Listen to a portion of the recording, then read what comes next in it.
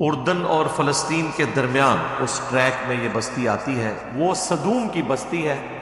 English میں اس عمل کو سوڈومی کہا جاتا ہے۔ اللہ تعالیٰ نے سنت اڈاپٹ کی، وہ قرآن میں پوری تفصیل آئی ہے۔ پھر اس کی مہمان کی شکل میں گئے، حضرت لوط علیہ السلام نے بڑے لجاجت کے انداز میں انہیں سمجھایا، مجھے میرے مہمانوں کے سامنے بے عزت نہ کرو، کاش کوئی مضبوط قلعہ ہوتا میں اس کی پناہ لے لیتا۔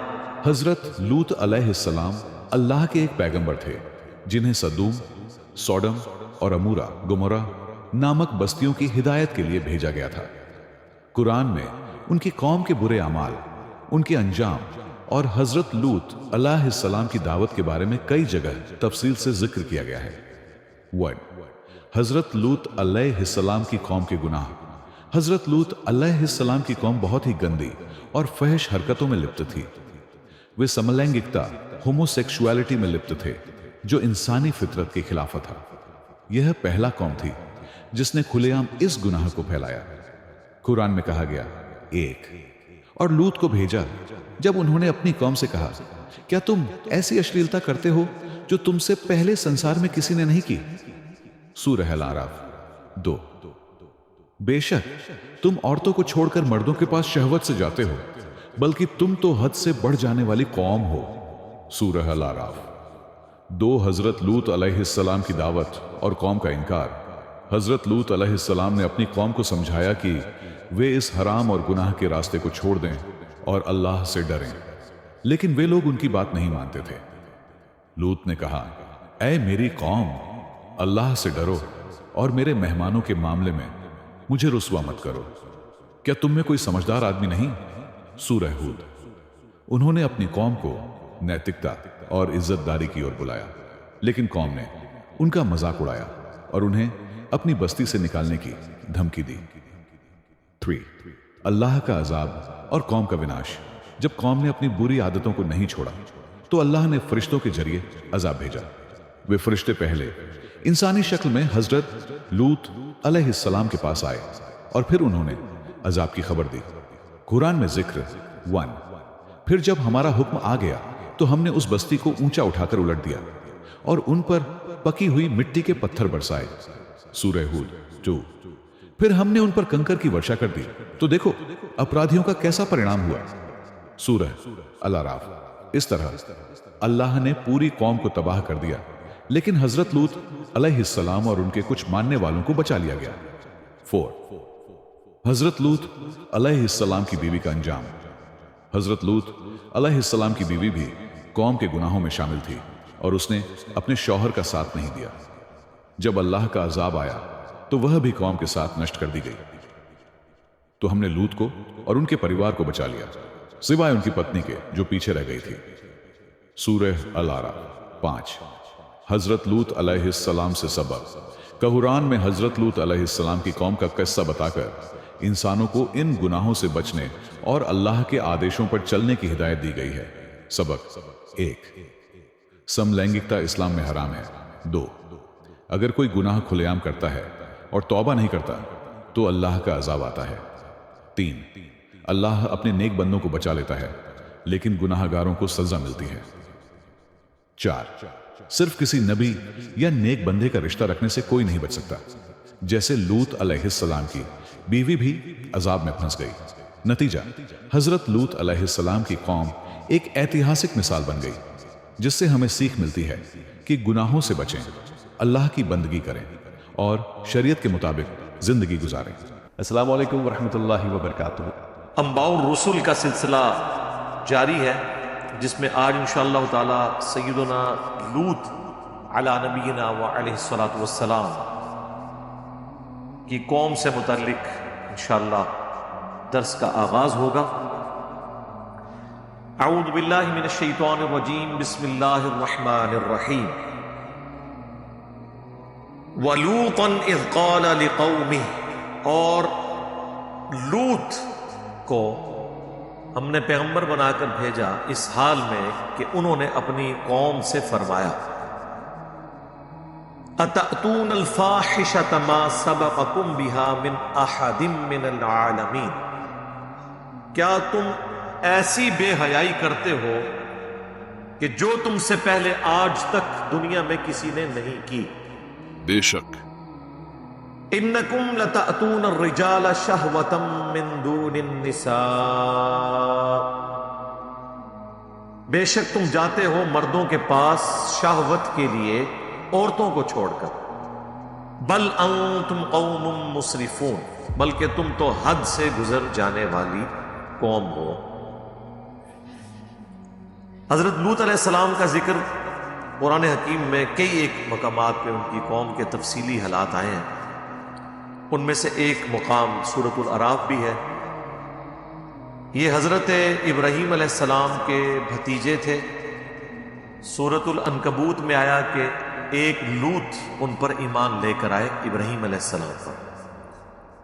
اللہ تعالیٰ نے انہیں پیغمبر بنا کر سدوم کی بستی کی طرف بھیجا. یہ آج بھی بستی موجود ہے لیکن تباہ شدہ حال کے اندر.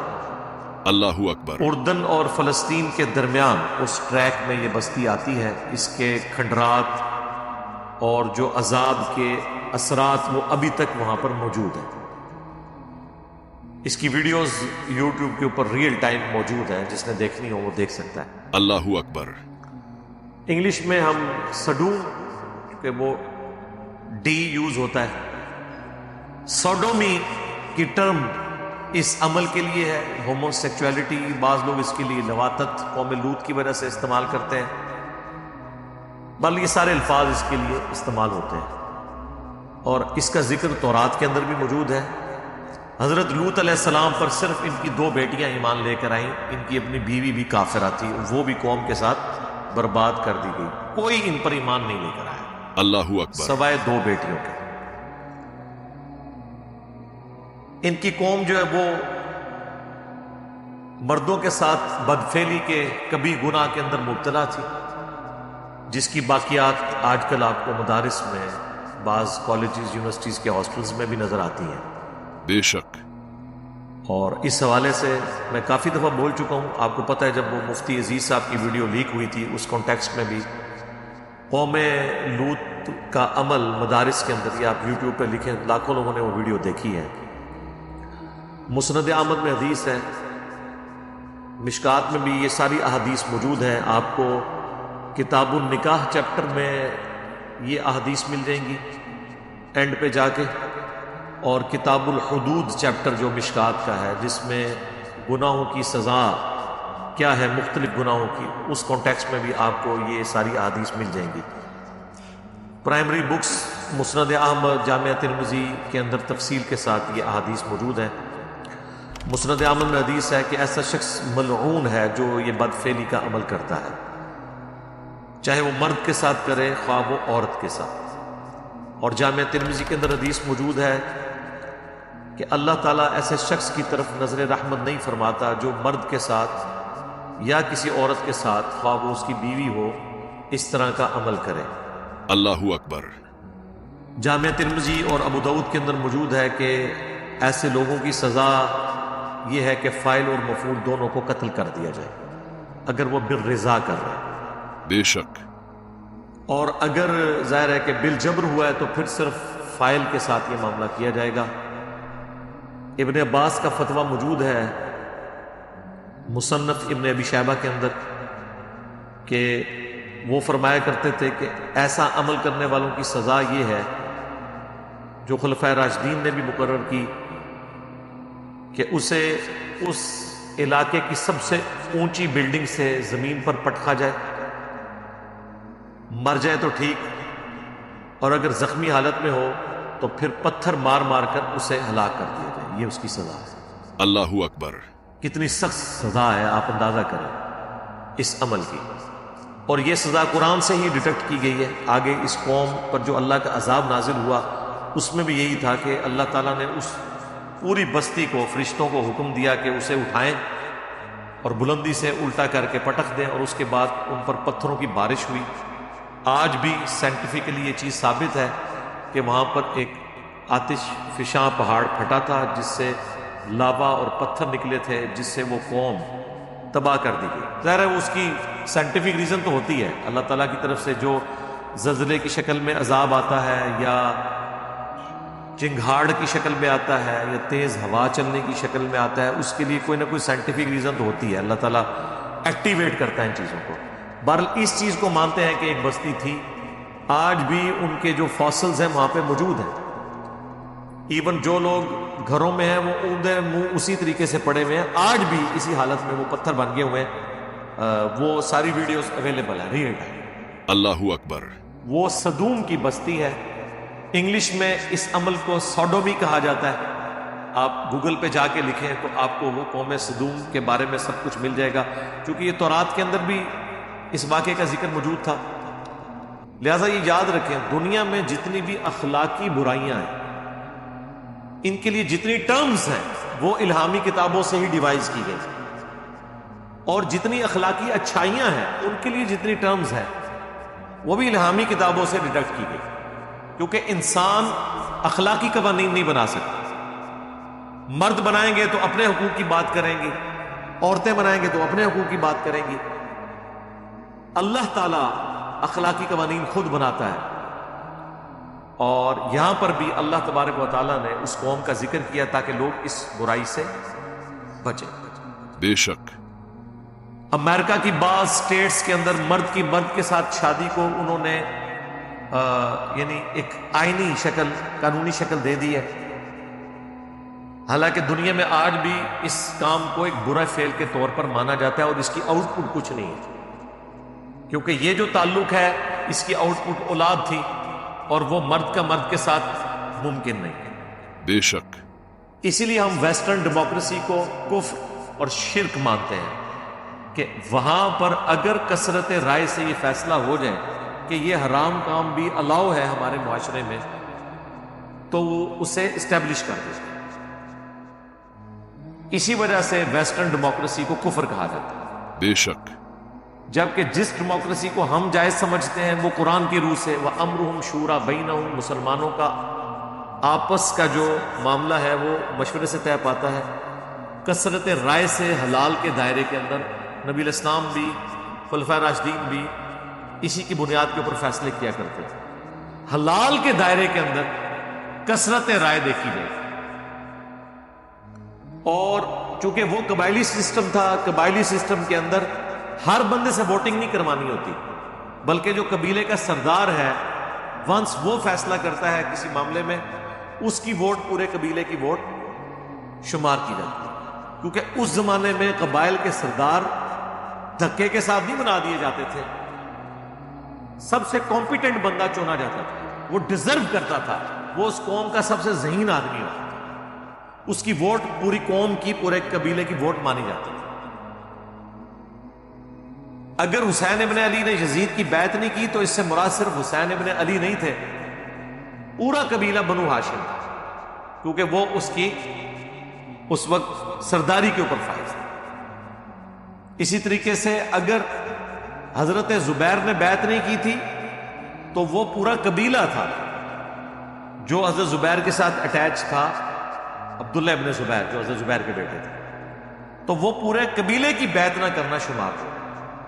قبائلی سسٹم میں ووٹنگ کا یہ طریقہ ہوتا ہے۔ اس کی میں دنیا میں ایک مثال دیتا ہوں کہ اگر آپ نے کہیں پر کوئی افطاری کروانی ہے تو اس میں یہ چیز تو طے ہے کہ کوئی حرام چیز سرو نہیں ہوگی، لہٰذا اس پہ ووٹنگ نہیں ہوگی کہ روزہ شراب سے کھلوانا ہے یا چرچ سے کھلوانا ہے، نہ، ہاں ووٹنگ اس پہ ہوگی کہ روزہ کھجور سے، پانی سے، روح افزا سے یا کسی اور ڈرنک سے کھلوانا ہے جو حلال ہے، تو اس میں کثرت رائے سے فیصلہ ہو سکتا ہے۔ یا اگر آپ نے افطار کے بعد کھانا دینا ہے تو اس پہ کوئی کثرت رائے نہیں ہوگی کہ خنزیر روسٹ سرو کیا جائے کہ نہیں، ہاں اس کے اوپر کثرت رائے فیصلہ ہو سکتی ہے کہ آپ نے مٹن قورمہ سرو کرنا ہے، چکن بریانی سرو کرنی ہے یا دال کدو۔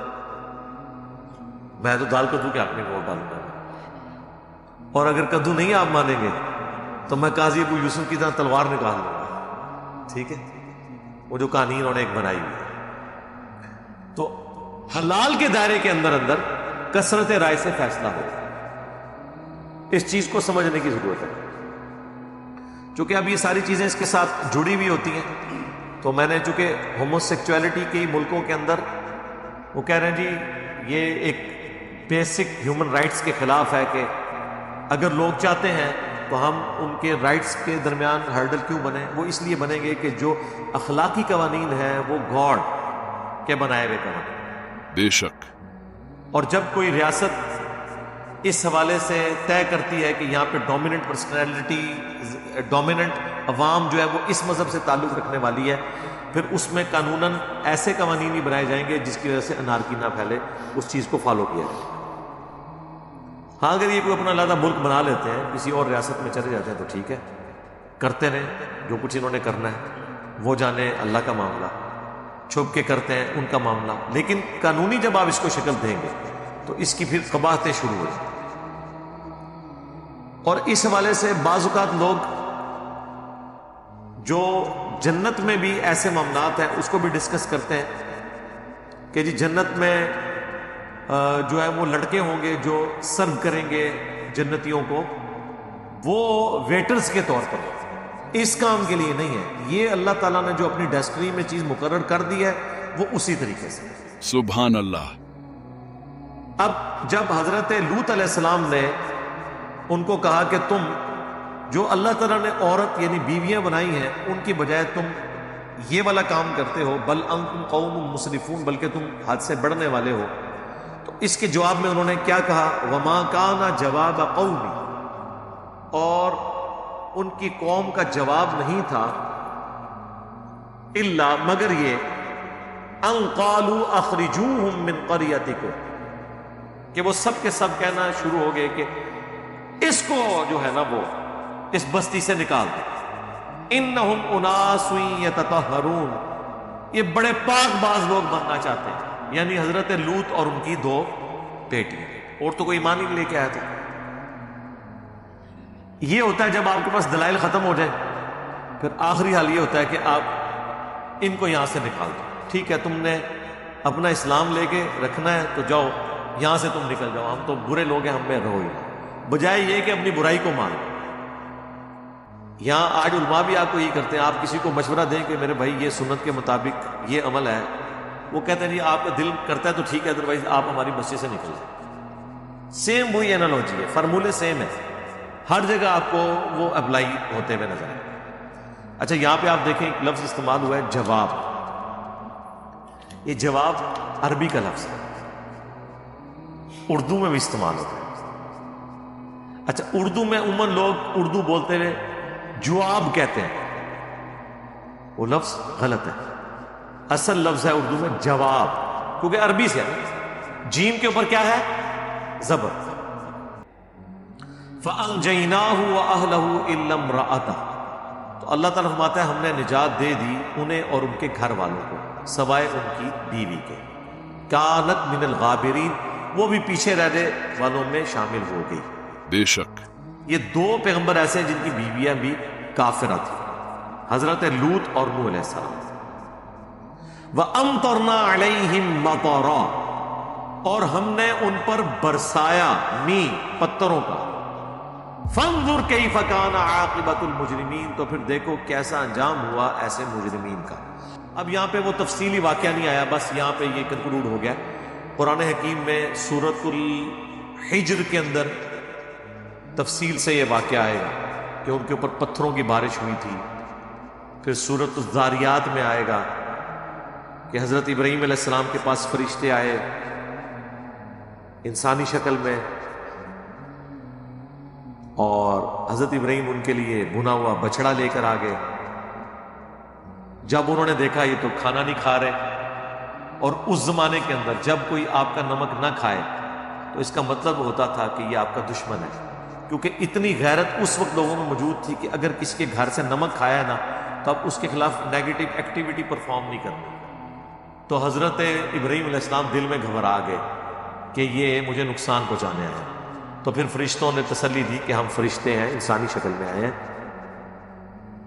اب اتنے واقعے سے ہی آپ کو کتنے عقائد کلیئر ہو گئے۔ حضرت ابراہیم علیہ السلام کو پتہ ہی نہیں چلا یہ فرشتے ہیں جو انسانی شکل میں۔ علم غیب کا عقیدہ بھی کلیئر ہو گیا کہ اس وقت ہوتا ہے جب اللہ بتاتا ہے، اگر ان کو پتہ ہوتا تو اتنی تکلیف اٹھاتے کہ بچڑا پہلے ذبح کرتے ہیں، پھر اس کا گوشت کرتے ہیں، پھر پکا کے لے کے آتے. بے فکر ہو کے بیٹھنا تھا. جس طرح ہمیں رمضان میں پتہ ہوتا ہے کوئی آ بھی جائے مہمان، پتہ چل جاتا ہے روزے سے ہے تو وقت بے فکر ہو جاتے ہیں، اور جب پتہ چلے افطار سے پہلے ہی جانا ہے پھر تو اور بے فکر ہو جاتے ہیں. ٹھیک ہے، تو ابراہیم علیہ السلام بے فکر ہو جاتے ہیں، نہیں ہوئے. اس کے بعد ابراہیم علیہ السلام کو یہ بھی نہیں پتہ چلا کہ یہ جو لڑکے ہیں جو لڑکوں کی شکل میں آئے تھے، یہ فرشتے ہیں جو انسانی شکل میں آئے تھے. پھر قرآن میں آیا کہ ابراہیم علیہ السلام ان سے جھگڑنا شروع ہو گئے اس معاملے میں کہ جب انہوں نے یہ بتایا کہ ہمیں اللہ نے بھیجا ہے کہ ہم ایک قوم کو الٹنے کے لیے. تو حضرت ابراہیم نے پوچھا کون سی قوم؟ تو انہوں نے کہا وہ سدوم کی جو بستی ہے. تو حضرت ابراہیم نے فوراً کہا کہ وہاں تو لوط بھی ہے میرا بھتیجا. حالانکہ حضرت ابراہیم کو بھی پتا تھا، لیکن پیغمبر رقیق القلب ہوتے ہیں. بے شک. تو انہوں نے کہا کہ ہمیں پتا ہے ان کو اور ان کے گھر والوں کو ہم بچا لیں گے سوائے ان کی بیوی کے. 2 بیٹیاں ان کی بچیں گی اور وہ بچیں گے. اللہ اکبر. یہ تو خیر انہوں نے بعد میں اس کی تعداد بتائی. پہلے حضرت ابراہیم کے بارے میں قرآن میں آتا ہے کہ حضرت ابراہیم جھگڑا کرنا شروع ہو گئے ان کے ساتھ اس بات پہ کہ کسی طریقے سے عذاب ٹال جائے. اور حضرت ابراہیم نے اپنی طرف سے، اب یہ جو آگے ڈیٹیل ہے نا، جھگڑنے کا ذکر قرآن میں ہے کہ بحث شروع کر دی، لیکن وہ تفصیل کیا ہے وہ تورات میں ہمیں ملتی ہے کہ حضرت ابراہیم نے کہا کہ اچھا مجھ سے تم یہ وعدہ کرو کہ اگر 10 بندے نکل آئے ایمان والے تم اس بستی کو نہیں الٹو گے. فرشتوں کو تو اللہ نے بتایا ہوا تھا کہ کتنے بندے. انہوں نے کہا جی لو جی وعدہ. انہیں ایویں اپنی یاری نبھائی حضرت ابراہیم نال کہ تسی فرماتا ٹھیک ہے خلیل اللہ ہو تسی گل دا برہم رکھاں گے. اور وہ برہم بھی انہوں نے ادھر تک ہی رکھنا تھا جتنی اللہ نے اجازت دی ہوئی تھی، ورنہ اللہ کے حکم کے بغیر تو کمٹمنٹ نہیں کر سکتے تھے. حضرت ابراہیم کو شک پڑ گیا کہ وہ کام جو ہے نا کوئی ڈل گیا. پھر حضرت ابراہیم نے کہا کہ نہیں 10 نہیں 5. انہوں نے کہا ہاں اگر 5 بھی نکل آئے نا تو معافی. حضرت ابراہیم کو کیا پتا تھا کہ 5 بھی نہیں نکلنے. ٹھیک ہے، یہ تو جناب ختم نبوت کی برکت ہے جو یہ امت اتنے بڑے لیول کے اوپر توحید قبول کیے ہوئے ہے، پیغمبروں کی دعوت کو مانے ہوئے ہے. یہ نبی علیہ السلام کی ختم نبوت کی برکت ہے. ادروائز انسانی تاریخ نے کبھی ایسا وقت نہیں دیکھا کہ اتنی بڑی تعداد کے اندر موحدین دنیا میں موجود ہوں. ہمیشہ اکثریت گمراہوں کی رہی. بے شک. اللہ اکبر. یہ تو نبی علیہ السلام کی امت ہے اور اسی وجہ سے اگلے انبیاء نے رشک کیا. اب مجھے بتائیں اگر لوط علیہ السلام کو یہ پتہ چل جائے کہ انجینئر صاحب کے سٹوڈنٹس 20 لاکھ سے زیادہ ہیں جو سبسکرائب کیے ہوئے ہیں تو ان کے لیے قابل رشک بات ہوگی کہ نہیں؟ تو ہم یہ بتائیں گے کہ ہمارا کمال نہیں ہے، یہ ختم نبوت کی برکت سے یہ امت توحید ہے. یہاں پر کتابیں محفوظ ہیں اور اللہ تعالیٰ کا خاص کرم ہے اس امت کو. صحیح بخاری میں حدیث ہے بعض انبیاء قیامت کے دن اس حال میں آئیں گے کہ ان کے ساتھ 4 امتی، کسی کے ساتھ 3، کسی کے ساتھ 2، کسی کے ساتھ 1، کسی کے ساتھ 1 بھی نہیں ہو جو ایمان لایا ہو. بے شک. اسی لیے بخاری مسلم میں آتا ہے کہ جب شب معراج نبی علیہ السلام گزر رہے تھے نا 6ٹھے آسمان سے، تو وہاں ان کی ملاقات حضرت موسیٰ اور حضرت ہارون سے ہوئی تھی. ٹھیک ہے، اور جب نبی علیہ السلام وہاں سے گزرے تو انہوں نے رونا شروع کر دیا جب اللہ تعالیٰ نے حضرت موسیٰ علیہ السلام کو یہ دکھایا کہ یہ امت محمدیہ ہے اتنی کثرت تعداد میں جو جنت میں جائے گی. تو ظاہر ہے وہ ایک پروفیشنل جیلسی کہہ لیں جس کو ہم رشک کہتے ہیں، حسد تو نہیں کہہ سکتے ظاہر ہے. اور بخاری مسلم کے الفاظ ہیں کہ حضرت موسیٰ علیہ السلام نے کہا کہ یہ لڑکا میرے بعد آیا اور اس کے ماننے والے مجھ سے بھی زیادہ جنت میں جانے والے. یہ نبی علیہ السلام کو اللہ تعالیٰ نے ایک پروٹوکول دیا. بخاری مسلم کی حدیث ہے کہ جنتیوں کا نصف میری امت سے، آدھے جنتی میری امت کے. ابن ماجہ اور ترمذی میں حدیث ہے کہ جنتیوں کی 120 میں سے 80 صفحے میری امت سے. اتنی کثرت سے یہ امت جائے گی. سبحان اللہ. لیکن ایز کمپیئر ٹو اگلوں کے اگر آپ امت کے اندر تعداد دیکھیں تو پھر تو آٹے میں نمک ہی ہے سب بات. نہ سمجھے ہوگا کہ سارے ہوتے بیٹھے ہوں گے. ایڈا بھی سوگا معاملہ نہیں. 7 ارب سے زیادہ انسانوں میں سے 5 ارب تو پکے کافر اور مشرک ہیں. بے شک. جو 1.5 ارب مسلمان ہیں ان میں بھی آپ دیکھ لیں، ہر فرقہ جب اپنے آپ کو جنتی ڈکلیئر کرتا ہے تو باقی کے 1.25 ارب مسلمان کو ہر فرقہ فارغ کرتا ہے. اللہ اکبر. لیکن بہرحال اگلے انبیاء کی نسبت یہ تعداد بہت زیادہ ہے. اب ابراہیم علیہ السلام کو کیا پتا تھا کہ 2 بیٹیاں ہوں گی، حضرت لوط علیہ السلام کی اور ایک ان کی خود اپنی ہستی، اس کو اللہ تعالیٰ نجات دے گا. 3 بندے سے، بیوی بھی ان کی ہلاک. پھر وہ نوجوانوں کی شکل میں قرآن پاک میں پوری تفصیل آتی ہے. اب وہ جب نوجوان حضرت لوط علیہ السلام کے مہمان بن کے آئے تو لوط علیہ السلام کو بھی علم غیب نہیں تھا جب تک اللہ نہ بتائے. وہ مہمان بن کے گئے، اللہ تعالیٰ نے سنت اڈاپٹ کی. وہ قرآن میں پوری تفصیل آئی ہے. پھر اس کی مہمان کی شکل میں گئے تو حضرت لوط علیہ السلام نے انہیں گیسٹ کے طور پہ رکھا کہ دوسرے علاقے سے لوگ یہاں پہ کوئی وزٹ کرنے آئے. اس جگہ پہ لوگ ٹورزم بہت زیادہ تھے، لوگ دوسرے ملکوں سے سیر و سیاحت کے لیے آیا کرتے تھے. تو قرآن میں ذکر ہے کہ جب وہ نوجوان لڑکوں کی شکل میں فرشتے آئے تو حضرت لوط علیہ السلام بڑے غمگین ہوئے کہ کاش آج میرے پاس کوئی ایسا قلعہ، کوئی ایسی جگہ ہوتی کہ میں اپنے ان مہمانوں کو بچا سکتا اپنی قوم کے شر سے. کیونکہ انہیں ڈر پڑ گیا کہ اگر وہ اتنے لڑکوں کو دیکھیں گے تو وہ تو اپنی حاجت پوری کرنے کے لیے یہاں آ جائیں گے. اور وہی ہوا. قرآن میں آیا کہ وہ سارے کے سارے جمع ہو گئے، آ گئے. اللہ اکبر. تو حضرت لوط علیہ السلام نے بڑے لجاجت کے انداز میں انہیں سمجھایا، مجھے میرے مہمانوں کے سامنے بے عزت نہ کرو. کاش کوئی مضبوط قلعہ ہوتا میں اس کی پناہ لے لیتا، یا کاش شیخ عبد القادر جیلانی ہوتے ایک نگاہ مار کے ہلاک کر دیتے. پیغمبر تو یہی کہتے ہیں کہ کاش کوئی قلعہ ہوتا میں اپنے مہمان بچا لیتا. تو اس سے آپ کو اندازہ ہو جانا چاہیے کہ بابت شاہی کوئی، یہ بابوں کی طرف سب جھوٹی کہانیاں منسوخ ہیں. پیغمبروں کو کوئی ایسی چیز نہیں ملی ہوئی تھی جو یہ نگاہ مار کے تو یہ کر دیں وہ کرتے. بے شک بے شک. تو حتیٰ کہ حضرت لوط علیہ السلام نے کہا کہ کسی کو زیادہ مسئلہ ہے تو یہ میری بیٹیاں ہیں، ان کے ساتھ شادی کر لو کسی نے کرنی ہے. انہوں نے کہا کہ یہ ہمیں مشورے اپنے پاس رکھو، تمہیں پتہ ہے ہم کس کام کے لیے ہیں. اس وقت پھر فرشتوں نے آپ دیکھا نا کہ حضرت لوط علیہ السلام جو ہے وہ ان کا وہ تھریش ہولڈ پوائنٹ کراس کر گیا. ظاہر پریشانی، ٹینشن. انہوں نے کہا آپ گھبرائیں نا، ہم اللہ کے فرشتے ہیں، یہ ہمیں کیا نقصان پہنچائیں گے. اللہ اکبر. ان کو الٹنے کے لیے ہم آئے ہوئے ہیں. بس رات کے آخری پہر آپ نے اپنے گھر والوں کو اپنے ساتھ لے کے نکل پڑنا ہے. اور آپ کی بیوی جو ہے نا وہ آپ کی اس قوم کے ساتھ شمار کی جائے گی. باقی آپ اپنی بیٹیوں کو، پوری قوم میں سے ایک مرد نہیں نکلا، ایک مرد کا بچہ نہیں نکلا جو حضرت لوط علیہ السلام پر ایمان لایا ہو. اللہ اکبر. 2 بیٹیاں. اور کہا کہ آپ رات کے آخری پہر لے کے نکلیں، ان کے اوپر عذاب آئے گا، ہمیں حکم ہے کہ ہم اس بستی کو الٹیں گے اور ان پہ پتھروں کی بارش ہوگی. اللہ اکبر. وہی ہوا. حضرت لوط علیہ السلام اپنی بیٹیوں کو، بیوی کو بھی ساتھ لے کے نکل پڑے. ظاہر ہے بندے فیملی کا تو ایک ہوتا ہے نا سلسلہ. اگرچہ انہیں بتا دیا گیا تھا اس نے کوئی نہیں بچنا، ان کا چلو ایک آخری ٹرائی مار کے دیکھ لو. لیکن آپ کو پتا ہے کہ موت کے غرغرے سے پہلے پہلے توبہ قبول ہوتی ہے. چونکہ اللہ نے عذاب کا فیصلہ کر لیا تھا، اگرچہ اس کی ایگزیکیوشن چند گھنٹے بعد ہوئی، لیکن فیصلہ ہو چکا تھا. اس سے پہلے تو وہ ایمان نہیں لائی تھی، نہ بعد میں اس نے لانا تھا. تو حتیٰ کہ قرآن میں یہاں تک الفاظ ہیں کہ ہر بندے کے نام کا پتھر ہم نے مخصوص کیا ہوا تھا اللہ کی طرف سے. جی طے تھا کہ یہ والا پتھر اس بندے کے نام کا ہے، وہ اسی کو آگے لگتا تھا جب وہ آتش فشاں پھٹا، جو پتھروں کی بارش ہوئی. اللہم احسن عاقبتنا فی الامور کلہا واجرنا من خزی الدنیا وعذاب الآخرہ. آمین آمین. تو بہرحال وہ لے کے نکلے.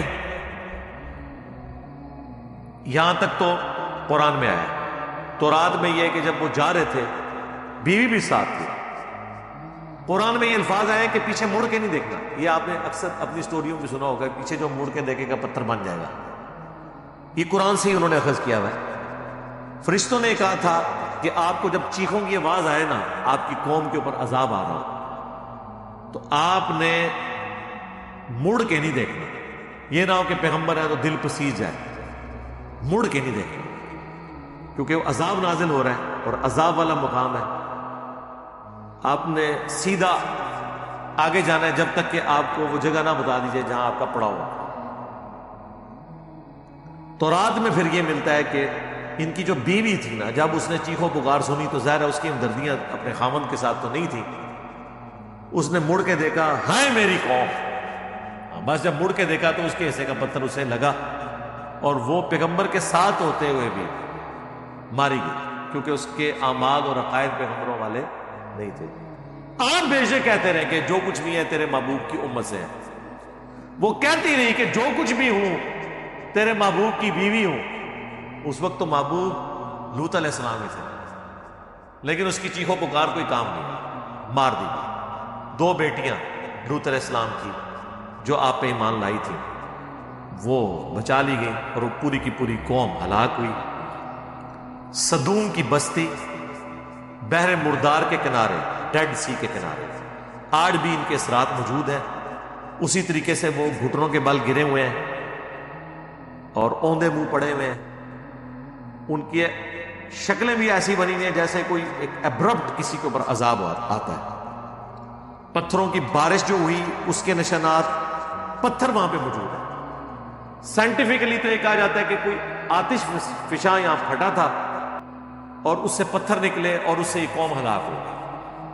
لیکن آتش فشاں نے کب پھٹنا ہے سرکار یہ تو آج بھی نہیں پتا ہوتا. بے شک صرف یہ کہتے ہیں کہ یہ لیونگ والکینو ہے، کسی بھی وقت پھٹ سکتا ہے. بار وہ اللہ نے تو طے کیا ہوا تھا کہ کس وقت اس کو پھاڑنا ہے اور کس طریقے سے سزا دینی ہے. یہی سزا پھر اسٹیبلش ہوئی خلفائے راشدین کے ہاں. جو کوئی برا عمل کرے تو وہ اسی کو امپلیمنٹ کرتے تھے، جو مصنف ابن ابی شیبہ میں صحیح سند کے ساتھ ہے. مشکات میں بھی کتاب الحدود چیپٹر میں مل جائے گا کہ بلندی سے گرایا جائے، کیونکہ اس بستی کو بھی اٹھایا گیا تھا، پھر الٹا گیا تھا اور پھر پتھروں کی بارش سے ان کو نیست و نبود کر دیا گیا تھا. یہ عذاب ان پر اللہ تعالیٰ کی طرف سے آیا. میں نے تفصیلی گفتگو اس لیے کر دی تاکہ جو سکیٹرڈ فارم میں مختلف آیات قرآن حکیم میں مختلف جگہ موجود ہیں، اب جب دوبارہ یہ ذکر آئے گا تو آلریڈی یہ قرآن کلاس کے اندر میں نے کراس ریفرنس کے طور پہ ساری وہ آیات ڈسکس کر لی ہیں. بعض جگہ ذرا تھوڑا ذکر ہوتا ہے، بعض جگہ زیادہ ہوا ہوتا ہے. کچھ حصہ تورات میں مل جاتا ہے، کچھ قرآن میں، کچھ احادیث کی کتابوں میں. نہیں جی، اب اگلی قوم کا ذکر ہو رہا ہے، شعیب علیہ السلام. شعیب علیہ السلام بھی حضرت ابراہیم علیہ السلام کی اولاد میں سے. ٹھیک ہوگا جی. اللہ تعالیٰ سے دعا ہے جو حق بات میں نے کہی اللہ تعالیٰ ہمارے دلوں میں راسخ فرمائے. اگر جذبات میں میرے منہ سے کوئی غلط بات نکل گئی، اللہ تعالیٰ ہمارے دلوں سے ہی محو کر دے. ہمیں کتاب و سنت کی تعلیمات پر عمل کر کے دوسرے بھائیوں تک پہنچانے کی توفیق عطا فرمائے. سبحانک اللہم و بحمدک، اشہد ان لا الہ الا انت، استغفرک و اتوب الیک، وما علینا الا البلاغ المبین. جزاکم اللہ خیر. آمین.